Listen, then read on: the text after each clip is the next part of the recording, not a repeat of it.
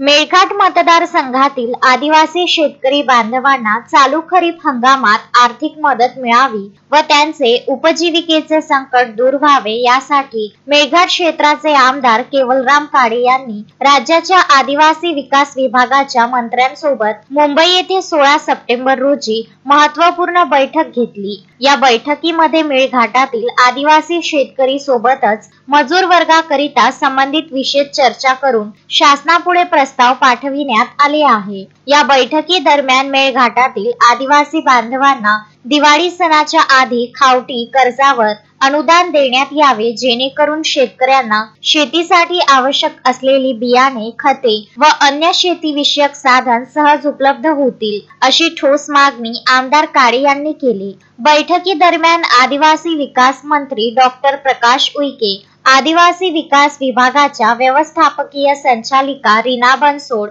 या उपस्थित होत्या।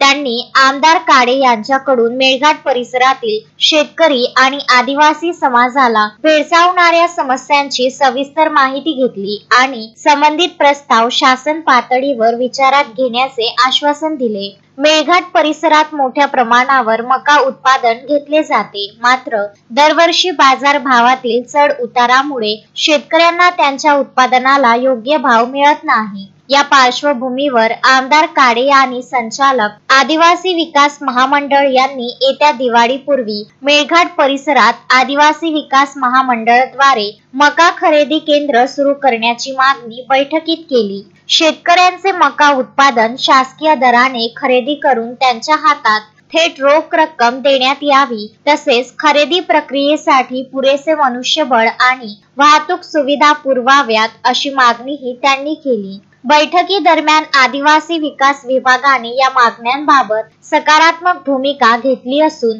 लवकरच संबंधित विभागांशी समन्वय साधून निर्णय घेण्यात येईल, असे आश्वासन मंत्री डॉक्टर अशोक उईके यांच्याकडून देण्यात आले। या बैठकीमुळे मेळघाटातील शेतकरी व आदिवासी समाजाच्या दीर्घकाळ प्रलंबित असलेल्या मागण्यांना गती मिळण्याची आशा व्यक्त केली जात आहे। तस्मीन शेख, सुलेमान मेमन, शकील अहमद सह जुगल किशोर जयस्वाल, विदर्भ न्यूज, धारणी।